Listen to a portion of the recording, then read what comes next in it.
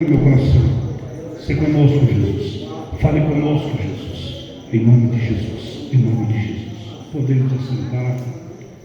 Costumo dizer, e não costumo pedir, mas você está na casa do Pai. E na casa do Pai o Filho tem liberdade. Aleluia. De pular, gritar. Deus. A Deus. Louvar a Ele. Louvado seja o nome de Jesus.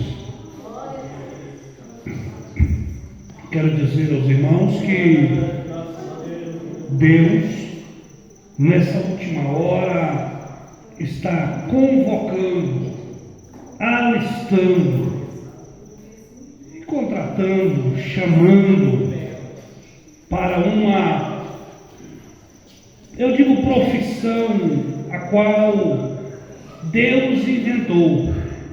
E o diabo, como nós sabemos, a única coisa que ele criou foi a mentira, porque ele é pai. O resto tudo ele copia. E ele copiou essa profissão. Dessa última hora é uma das mais rentáveis, que é a do influencer.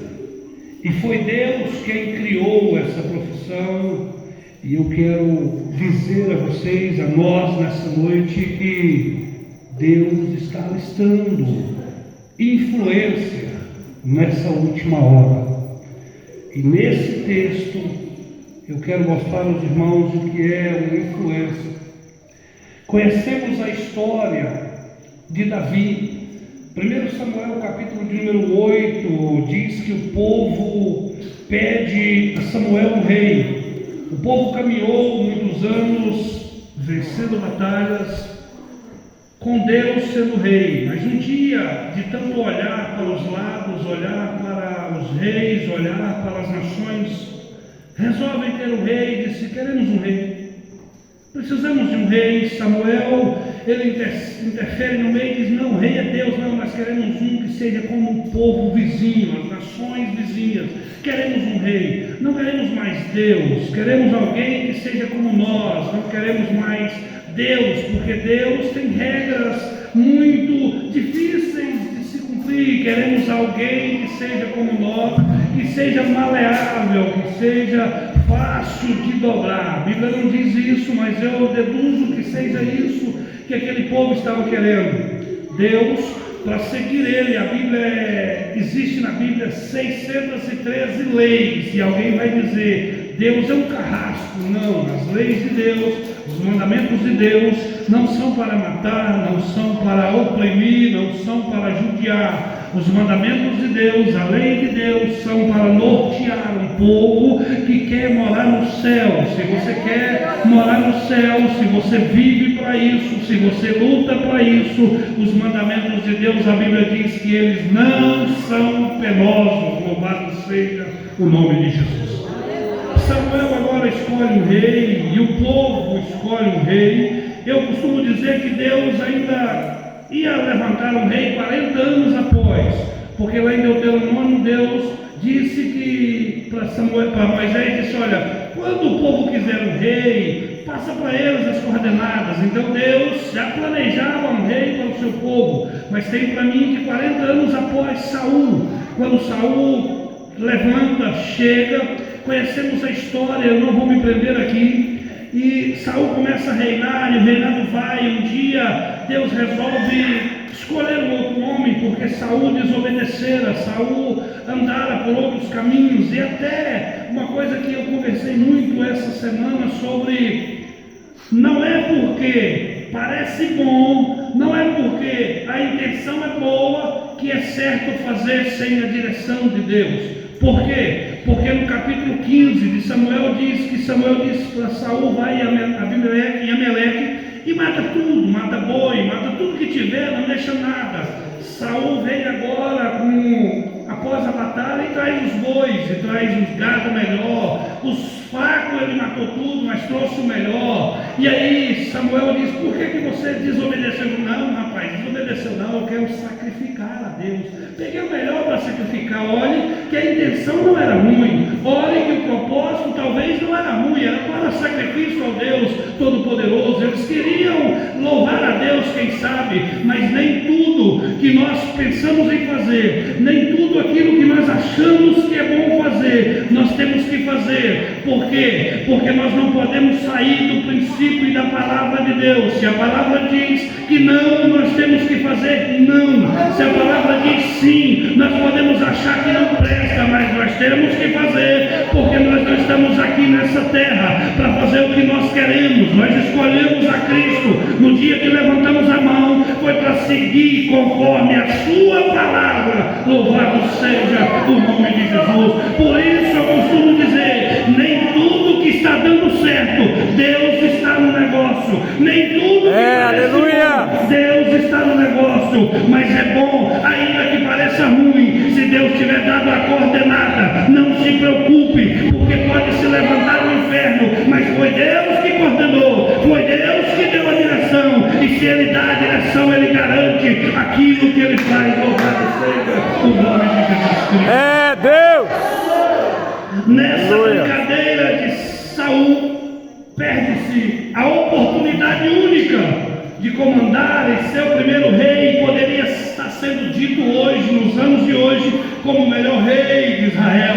Poderia estar debaixo da bênção de Deus, mas resolveu, porque achou que era certo, perdeu. E a Bíblia vai dizer que Samuel vai até a cidade de Belém e encontra Davi. E como nós conhecemos, Davi estava no pasto, Davi estava no campo e foi escolhido por Deus, não pelo seu tamanho, não pela sua força, não pela sua beleza, não pela sua capacidade, não porque ele era guerreiro. Ele foi escolhido porque há um versículo na Bíblia que eu acho lindo, e dou glória a Deus toda vez que eu ouço ele, ou que eu falo ele, ou que eu leio ele. Por quê? Porque eu sou um desses que não era digno nem de estar aqui, nem de estar vivo, nem de estar nessa face. Eu, por tudo que eu já fiz, eu era para me estar queimando no fogo do inferno. Mas quando leio esse versículo, João capítulo de número 15, versículo de número 16, a Bíblia me alegra quando ela disse: olha, não fostes vós que me escolhestes,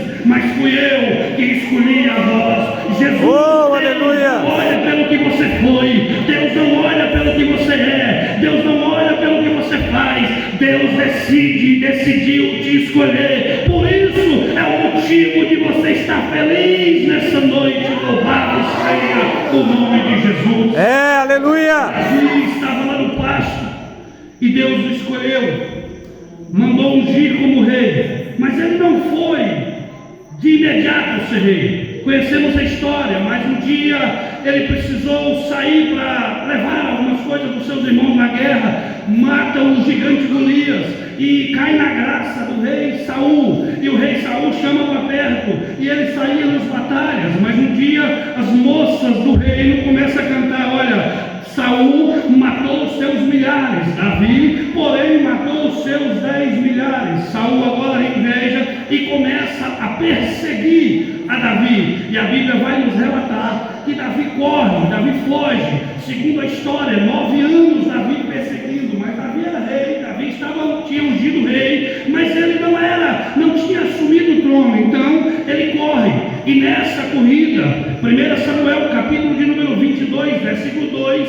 a Bíblia vai dizer que homens endividados, homens que não tinham amor pela vida, homens que não prestavam, homens que não valiam nada, se juntaram a Davi. No total, no começo, 400 homens que se juntam a Davi. Davi estava fugitivo, mas homens encontraram com ele e se juntaram com ele.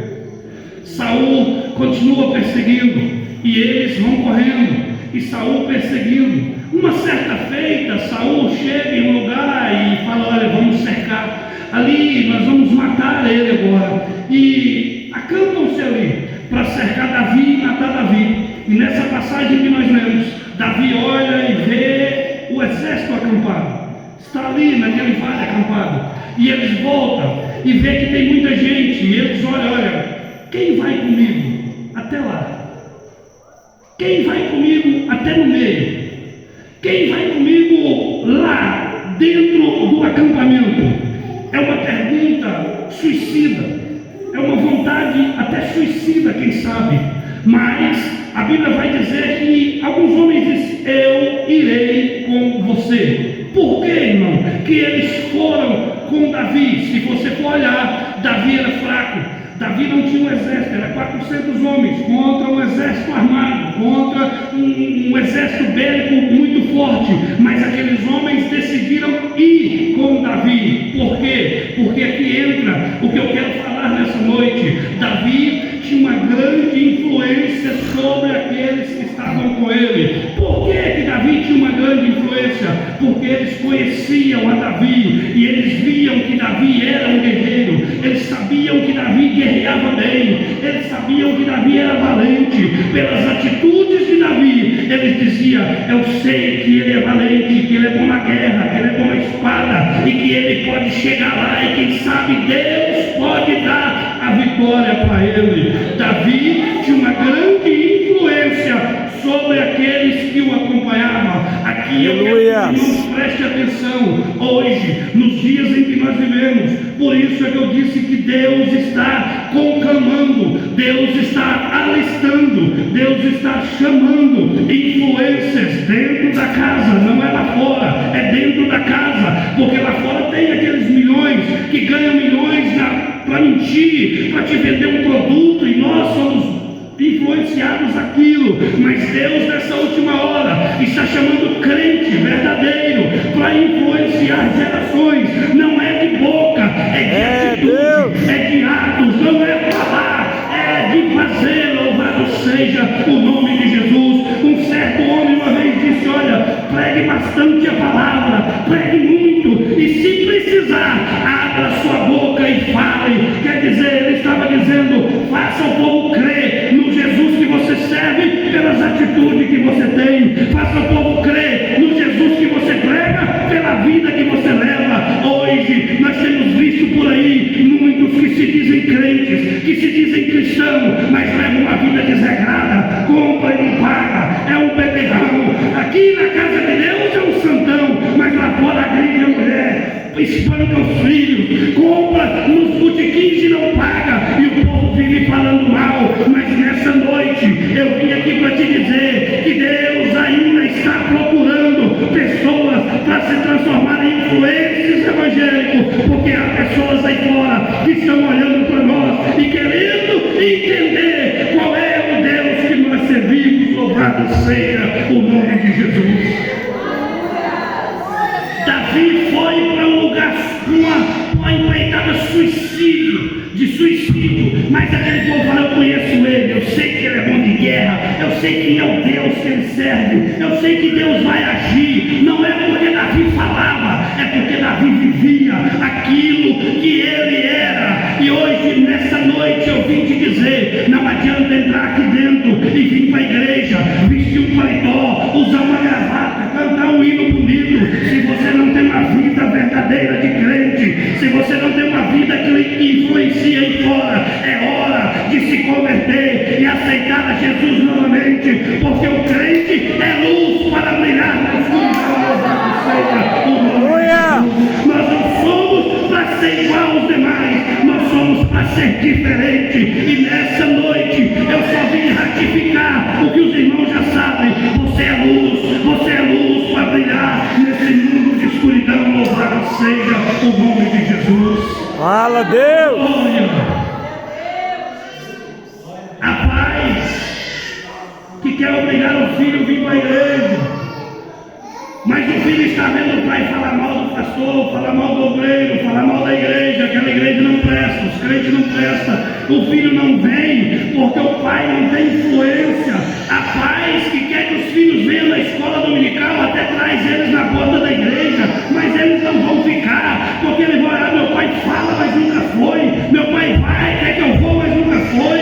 Há crentes que pregam aqui na frente dos irmãos orar, temos que orar, mas no dia de culto, de oração, ele não põe o joelho no chão, porque ele não é de oração. Peraí, vamos parar de falar e vamos agir para nós influenciarmos os nossos filhos, a nossa família. Louvado seja o nome de Jesus Cristo. Aleluia. Aleluia. Irmãos, estamos vivendo um tempo de crentes fajutos, de evangelho maltrapilho, que o povo está pregando em cima de púlpito por causa de agenda, porque é o bambambam, eu preciso falar bonito, porque senão o pastor não me chama de novo. Mas você vai olhar lá fora, a vida é uma desgraça. É melhor você não ter oportunidade de ter uma na vida, mas o dia que tiver, o povo olha para você e fala assim: ele prega, mas ele vive, ele prega, mas ele vive. Louvado seja o nome de Jesus. Deus! Vive escondido, irmão. Havia um pastor de uma igreja numa cidade como Uruaçu, e aquele pastor pregava muito e pregava demais e era famoso. Um dia ele teve que viajar para uma família, para ir visitar a sua família, 800 quilômetros da cidade a qual ele pregava. Quando ele desce na rodoviária, ele falou: aqui ninguém me conhece, vou ali naquele botequim tomar uma pinga. Entrou no botequim, tomou uma pinga e lambeu os beijos e falou: me dá mais uma. Tomou outra, tomou 3 pingas e falou: tá bom, agora eu vou embora. Quando ele pôs a mão no bolso e falou assim: quanto é que eu te devo? Ele falou assim: nada, pastor aqui não paga. Ele falou: mas como é que é isso? Como é que esse negócio você faz lá na cidade onde o senhor pastoreia? Eu tenho família lá, de vez em quando eu vou lá e vou na igreja do senhor. O senhor até prega bem, mas o senhor não faz nada daquilo que o senhor prega. Se eu fosse no lugar desse pastor, dali mesmo eu ligava para o meu presidente e falava: me exclui porque eu estou errado. Nessa noite eu vim te dizer, irmão, que o povo te chame de quadrado, que o povo te chame de bobo, que o povo te chama de crentinho, mas seja verdadeiro seguidor de Cristo, para que onde você passar, sem mesmo abrir a boca, alguém olhe e diga: lá vai um crente, lá vai um servo de Jesus, lá vai um morador do céu. Louvado seja o nome de Jesus Cristo. Não adianta querermos aparecer aqui. Não adianta querermos aparecer para o obreiro, para o pastor, para a minha esposa, para o meu marido, para os meus parentes. Não adianta. Nós temos que parar de preocupar em aparecer aqui, irmão. Tem muita gente que é conhecido aqui, mas quando fala o nome dele lá no céu, talvez eles procuram e digam: não está aqui, não conhecemos. Mas tem muita gente que você olha, é quadrado, é um bobão, é um crentão, mas quando fala lá no céu: você conhece o pastor Divino? Conhece, ele é daqui. Louvado seja o nome de Jesus. Não vale a pena vivermos de qualquer jeito, porque está chegando a hora de nós irmos embora, está chegando a hora do arrebatamento. Hoje eu vim para te dizer: seja crente de verdade, para influenciar, para logo essa igreja estar cheia, e se preciso nós derrubar e construir uma maior, porque o que salva não é o que você fala, mas é o que você vive, e ele vê Cristo em você. Louvado seja o nome de Jesus Cristo. Oh, glória. Aleluia! Eu trabalhei e trabalho com alguns crentes, irmão. E é tão ruim. Eu ouvi esses dias para trás, alguém disse assim: aquele fulano é crente, acaba daquele não vai a mão na cabeça para orar para mim nunca na vida. Eu vou cair endemoniado, mas não é porque ele vai repreender, não, é porque o demônio dele vai passar para mim. Tem nome de crente, mas aí fora está fazendo o povo correr quando fala da igreja, tal. Não vou não, aceita qualquer um. Mas nessa noite, talvez aqui não tenha, mas você conhece alguém, você vai dizer: olha, seja crente de verdade, seja crente que pareça com Cristo. Ninguém precisou sair pregando na rua e dizendo que os apóstolos são cristãos, mas lá em Atos diz que eles chegaram em Antioquia, o povo olhou para eles, as atitudes deles, e falou: eles são cristãos. Eles parecem com Cristo, eles têm a atitude de Cristo. Oh, irmão, que maravilha! Aleluia! É ser quadrado, que maravilha! É ser bobão, é ser crentão, mas no dia das trombetas soar no céu, você poder ouvir aquele maravilhoso hino e escutar papai dizer: vinde benditos do meu Pai, para o reino que estamos preparados. Louvado seja o nome de Jesus. Influencie na sua casa, influencie na sua escola, seja luz. Não, eu não posso ir lá não, eu não posso trabalhar lá não, porque lá só tem ímpio. Pois é, Deus colocou uma luz lá, não se apague, seja luz lá, mostre o caminho lá, mostre a vida lá. Não, mas aqui o pastor não está me vendo. Pois é, mas a Bíblia diz em Apocalipse que tem um olho, que ele chama de fogo e ele está vendo tudo. Mostre aonde você está, porque foi Deus que te escolheu e colocou lá, para você alumiar, para você mostrar o caminho, para você mostrar Jesus. Se preciso for, abra a boca, mas mostre na sua vida, na sua atitude, para que o povo olhe para você e fale: eu vou lá para a igreja daquele irmão, porque ele é crente, eu vou lá para